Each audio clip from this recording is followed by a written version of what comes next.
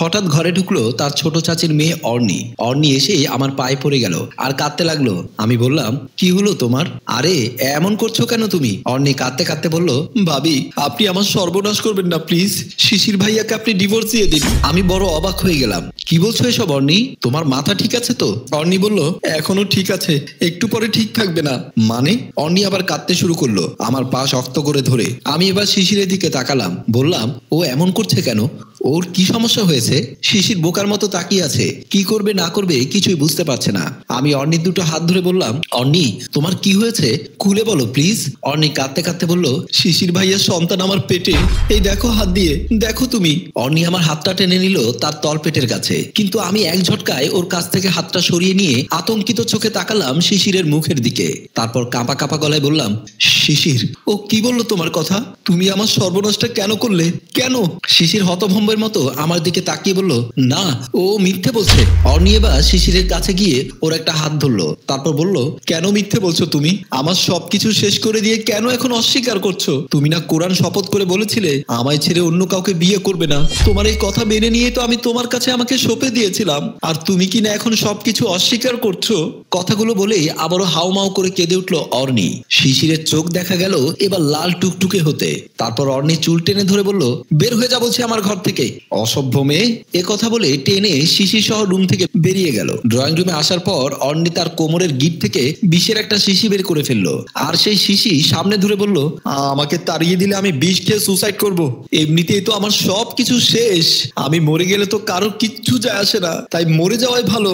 শিশির এবার বেশ বিপাকে পড়েছে। ওর মুখটা কেমন শুকিয়ে মরা গাছের পাতার মতো হয়ে গেছে। দুজনে প্রচন্ড বাড়াবাড়ি করছে। এদিকে শিশিরের এমন আচরণ আমার মোটেও সহ্য হয়নি। আমি নতুন বউ, তার উপর বিছানা থেকে নেমে এসে শিশিরের সামনে দাঁড়িয়ে ওর গাল খসে দুটো চড় বসিয়ে দিয়ে বসলাম। লজ্জা করে না তোমার এসব করতে? একটা মেয়ের জীবন নষ্ট করে দিয়ে এখন তাকে ঘর থেকে চুল টেনে ধরে বের করে দিচ্ছ? কি ভেবেছো তুমি নিজেকে? আমি সবকিছু দেখে সহ্য করব? মেনে নেব যে তুমি সৎ ছেলে আর অর্নি মিথ্যুক দুশ্চরিত্রা? না, কখনোই না। শিশিরের মুখটা হঠাৎ অসহায়ের মতো দেখালো। বাই দ্য ওয়ে, অর্নিকে তুমি বিয়ে করবে, আর আমি আগামীকাল চলে যাবো এই বাড়ি ছেড়ে, কিন্তু তোমায় এখানে রেখে নয়, জেলে দিয়ে। শিশির যেন এবার কেঁদে ফেললো, যে এবার দাঁড়ানো থেকে ধপ করে বসে পড়লো মাটির উপর। তারপর হাঁটুর ভেতর মাথা গুজে দিয়ে শব্দ করে কাঁদতে শুরু করলো। অর্নি দ্রুত জড়িয়ে ধরলো শিশিরকে। সে তার ভেজা গলায় বলল, তুমি কেঁদো না প্লিজ, তোমার কান্না আমার সহ্য হয় না। এই দেখো আমি বিষের শিশি ফেলে দিচ্ছি। বলেই অর্নি বিষের শিশিটা এক ঢিলে ছুঁড়ে মারলো সামনের দিকে, আর শিশি ভেঙে গিয়ে ভেতরে সবটুকু তরল বিষ গড়িয়ে পড়লো মেঝেতে। কি দুর্গন্ধ সেই বিষের! সেই গন্ধে আমার দম বন্ধ হয়ে আসছে, বমি পাচ্ছে, মাথা কেমন ঘুরছে, মনে হচ্ছে এক্ষুনি আমি পড়ে যাব। অর্নি তৎক্ষণাৎ আমায় জাপটে ধরলো, তার বুকের উপরেই আমার অসাধ্য দেহটা আটকে থাকলো। অর্নি তুমি চলে যাও, যা হবার আগামীকালকে হবে। অর্নি চলে গেল। একলা একা বিছানায় পড়ে থেকে কাঁদতে থাকলাম। সকালবেলা ঘুম যখন ভাঙলো, দেয়ালের ঘড়িটার দিকে তাকিয়ে চমকে উঠলাম। ওমা, ঘড়ির কাঁটা 10টার ঘরে। এত বেলা পর্যন্ত আমি ঘুমিয়েছি। না জানি এই বাড়িতে আমাকে নিয়ে কত হাসি ঠাট্টা হয়েছে। আস্তে করে উঠে দরজাটা খুললাম ভয়ে ভয়ে। তারপর হেঁটে বারান্দার দিকে যেতে লাগলাম। ঘর থেকে তড়িৎ পায়ে শিশিরের মা আমার শাশুড়ি কাছে এলেন। এসে বললেন, অত বেলা করে ঘুমালে চলবে মা? ঘড়িতে কত বাজে জানো?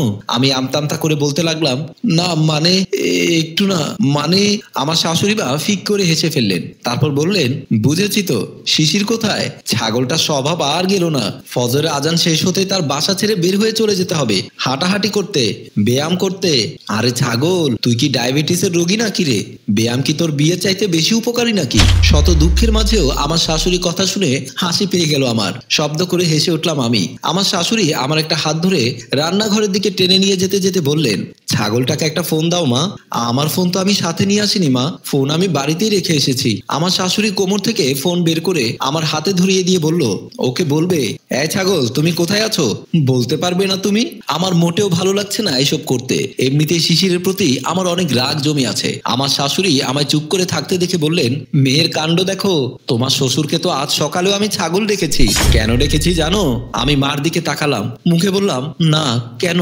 কিন্তু আমার তাকানোটা এমন ঠিক তিনি বুঝতে পারছেন আমি জানতে চাই তিনি কেন আমার শ্বশুরকে ছাগল বলে ডেকেছিলেন। আমার শাশুড়ি মৃদু হেসে বললেন, সকাল 7টা বাজে আমরা টেবিলে বসে নাস্তা করছিলাম, তোমার শ্বশুর হঠাৎ বলে উঠলো, এই তোমার বৌমা এখনো ঘুম থেকে উঠে না কেন? আমি ওর দিকে লাল চোখে তাকালাম, ভয়ে ওর মুখ কেমন শুকিয়ে যেতে লাগলো। আমি তখন বললাম, ছাগল। আমি ফের হেসে ফেললাম, তো ছাগল ডেকেছেন কেন মা? ওই যে কথাটা বললো তোমার বৌমা এখনো ঘুম থেকে উঠে না কেন, এই কথাটা বলার জন্য। আরে বাসর রাতের পরদিন কোনো মেয়ে সকাল সকাল ঘুম থেকে ওঠে নাকি? যে মেয়ে বাসর রাতের পরদিন সকাল সকাল ঘুম থেকে ওঠে বেকুব মেয়ে ছাড়া এমন কাণ্ড কেউ করে না। কথাগুলো বলে আবার হিহি করে হেসে উঠলেন আমার শাশুড়ি মা। তার সাথে সাথে নিজ দিকে মাথা নুইয়ে দিয়ে আমিও হেসে উঠলাম। শাশুড়ি মা এবার বললেন, ফোনটা করো। ঠিক আছে বলে আমি আবার রুমের দিকে চলে গেলাম। একটা বিষয় লক্ষ্য করলাম, আজকে সকাল থেকে অর্ণিকে খুঁজে পাচ্ছি না কোথাও। আমি এই বাড়ির নতুন বউ, ঘর থেকে তো বের হতে পারি না। অর্ণির মাও এখানে আসছে না, আসলে তো তার কাছে বলে দিতে পারতাম অর্ণিকে ডেকে পাঠাবার জন্য। আচ্ছা, শাশুড়ি মার কাছে কি একবার জিজ্ঞেস করা যায় না অর্ণির বিষয়ে? মা তো অত সিরিয়াস মানুষ না, তিনি বোধহয় কোনো কিছু সন্দেহ করবেন না। এমন ভাবনার মাঝে শাশুড়ি রুমে আসলো, বলল, বৌমা ফোন করেছো? মন না চাইলেও শাশুড়ি কথায় শিশিরকে ফোন করলাম। শিশির ওপাশ থেকে ফোন রিসিভ করে বলতে শুরু করলো, হ্যালো মা, তুমি আমায় বাসা আসার জন্য রিকোয়েস্ট করো না কিন্তু একদম। তোমার বৌমা তোমার কাছে কি বলেছে? আমি খারাপ, অন্যের সাথে আমার রিলেশন ছিল, ওর পেটে আমার বেবি, এরপর বাসায় ডেকে নিয়ে বাড়িতে সালিশ বসাবে। আচ্ছা মা, তোমার বুঝ হবে কোন দিন বলো তো? শিশির একদমই কথাগুলো শেষ করলো। ও ভেবেছে ওর মা তাকে কল করেছে। শাশুড়ি ফিস ফিস করে বললেন, বৌমা তুমি ওকে বলো, ছাগল আয়। ছাগল? এই ছাগল, তুমি এখন কোথায় আছো? এত বেলা হয়েছে, এখনো বাইরে কি? কথাগুলো বলে নিজের জিভে নিজে কামড় দিয়ে বসলাম। ততক্ষণে মা অট্ট হাসিতে ফেটে পড়লেন, আর লজ্জায় আমার মুখ লাল হয়ে উঠতে লাগলো মুহূর্তে। ওপাশ থেকে শিশিরও বেশ চমকে উঠলো। গলাটা আমার ঠিকই চিনতে পেরেছে, কিন্তু বিশ্বাস করতে পারছে না কিভাবে হঠাৎ আমি স্বাভাবিক হয়ে গেছি।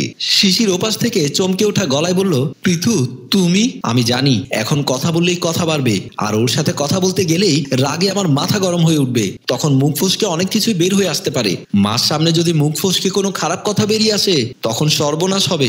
মা আবার বলল, তুমি ওকে বলো তুমি 10 মিনিটের ভেতর বাড়ি ফিরবে, দেরি করলে খবর আছে কিন্তু। বলেই এপাশ থেকে ফোন কেটে দিলাম। মা তখন আমার দিকে তাকিয়ে বললেন, শেষের কথাটা হয়নি, শেষের কথাটা পরের বার থেকে এভাবেই বলবে, দেরি করলে আমি এই বাড়ি ছেড়ে চলে যাব। এই কথা বললে দেখবে বেচারা বাথরুমে থাকলেও ওখান থেকে কাজ বাকি রেখে দৌড়ে তোমার কাছে আগে আসবে। তারপর দুজন হাসাহাসি করতে লাগলাম। সন্ধ্যাবেলা আমি ফ্রিজে পানির বোতল রাখছিলাম, শিশির এসেছে।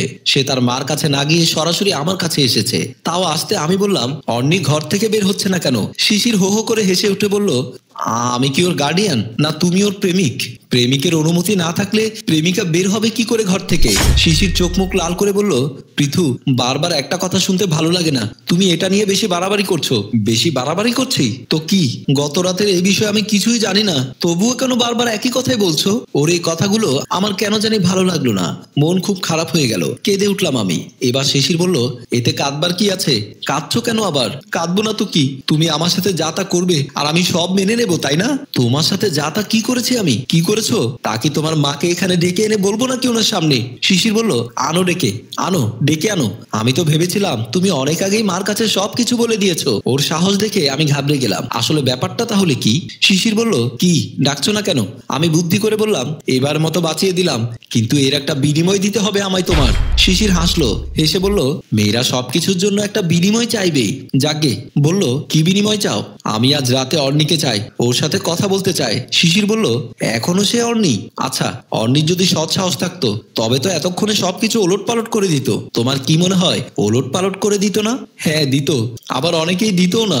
অর্ণির লজ্জা বেশি বলে সে সাইলেন্ট আছে। শিশির এতক্ষণ দাঁড়িয়েছিল, এবার সে খাটের উপর বসলো, বসে এক গাল হেসে বলল, একজনের সর্বনাশ হয়ে যাচ্ছে তখনও সে লজ্জার কারণে চুপ হয়ে থাকবে? আচ্ছা, দুদিন পর যখন তার পেট বাড়বে, মানে একটা আনমেরিড মেয়ে প্রেগনেন্ট হয়ে গেছে, এটা যখন পাড়ার মানুষ জানবে তখন লজ্জা কোথায় থাকবে তোমার? তোমার 12টা বাজিয়ে ছাড়বো তখন আমি।